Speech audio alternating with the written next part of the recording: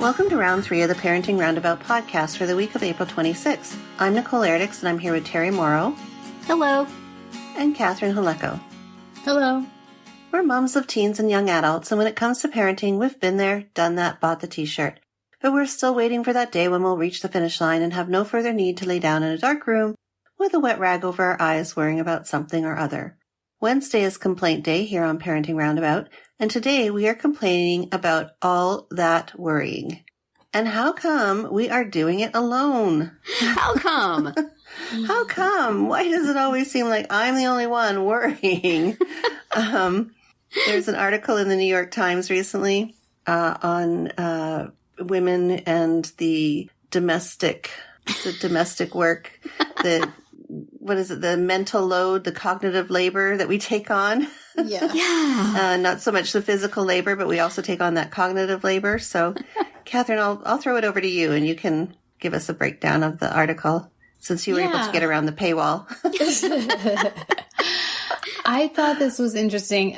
It was a sociologist who published a paper, and she talked about this mental load or cognitive labor that women tend to do. And she talked about it in 4 steps. So there's anticipate. So basically like, I'll take an example from my world. The kids' passports have expired. Mm-hmm. So they need to be renewed. Identify. Okay. What are the steps? Like we have to make an appointment at the post office, for them. Mm-hmm. Decide, that doesn't really apply in this case, but it would be like decide, which babysitter to hire or which summer camp to take your kids to, or where to go to get passport pictures. Yeah, where to get passport pictures. Just making decisions regarding whatever this issue is that you're working through. And then monitor, like, okay, we made the appointment. Now we need to go and we need to make sure we have all the paperwork in advance. And then when we get there, we need to have the appointment and then make sure that we actually receive the passports in the mail and, follow up if we don't. And so anyway, it was this research that this person did. She talked about how in those 4 steps, anticipate and monitor are the ones that women are always doing. So like always being the one to notice that something needs to be done. And then you may get some assistance from a partner in actually taking the steps. Like you may say, please make this appointment, but that's not the whole job, basically. Right. So, and in this article, there was an image of a tweet that was hilarious. Like, it was a couple that had moved out of an apartment. They'd been there for 3 years. And the guy said, I can't believe the soap dispenser never ran out in 3 years. Like, imagine that. How did that happen? So anyway, I definitely identified with this discussion and this research. So, since we talk here about worrying quite a bit, what do you think? Have you experienced it the same way? Oh, yeah. That's absolutely true. I spend my whole life anticipating problems, going back to my mother saying that if you can think of every bad thing that could happen, then it won't happen. So you better not think of anything. So that's sort of like anticipation in a nutshell. You're just, there's something I should be worrying about. What is it? Mm-hmm. Could it be this? Could it be that? And every now and then you'll strike on something and then you can move to the next level. But I'm definitely the only person who does this in this house. My husband does many things, we've discussed here. He cooks, he does laundry. He carries his weight. He's a good guy. What I would, so I don't expect him necessarily to share this burden of worrying with me. Mm-hmm. I would just like credit for it. I would like to have a job title that expresses that even when I seem like I'm just sitting around looking at social media, I am doing things. Even when I'm, there's never any time off from the worrying job. No. And the monitoring and the anticipating. It's constant. Yeah. So can I get some props for that, please? And not just a stop worrying. And it's not Right. helpful. And it's not going to happen. Another point that was made in this article is that the cultural definition of a good mother is the person who is doing the worrying and doing Yes. this Right. mental labor. And the Right. example was like, if the kid's not prepared for school, Yes. no one's going to say, Yep. wow, they have a terrible dad. He didn't make sure that they had their stuff. Of course not. That is a good point. Yeah, the mother kind of takes the brunt of that.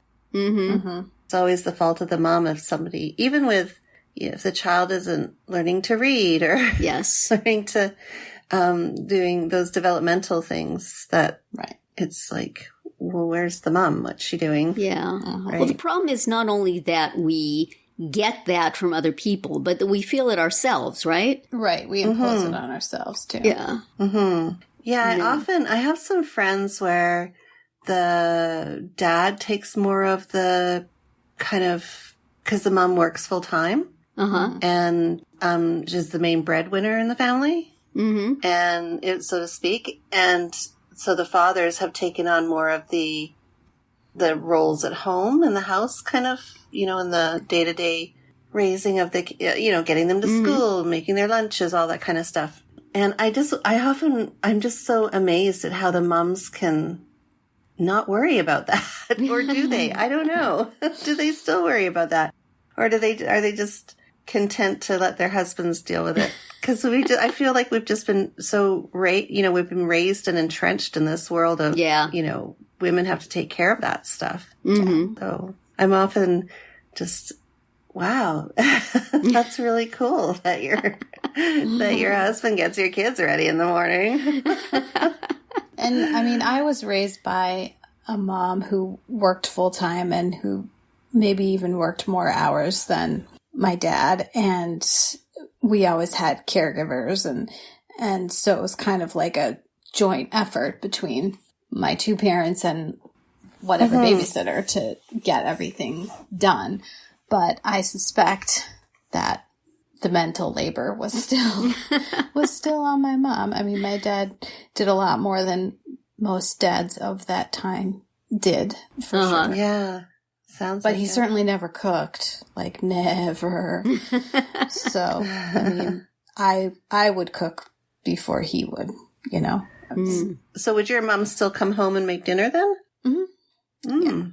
And, once in a while it would be like, we certainly ordered our share of pizzas and, sometimes we'd have just, I think I've mentioned this before. She called it fend night, which is like fend for yourself. We'd do that. Love it. Or like I said, I would cook once in a while and we would always have a caregiver like after school, even when I was in high school, because I had younger siblings and people had to be run around to places and stuff. So, but they didn't usually cook dinner. They may have done laundry sometimes, but they didn't cook. So. Wow. Yeah, my mom was at home most of my childhood, so Mine too.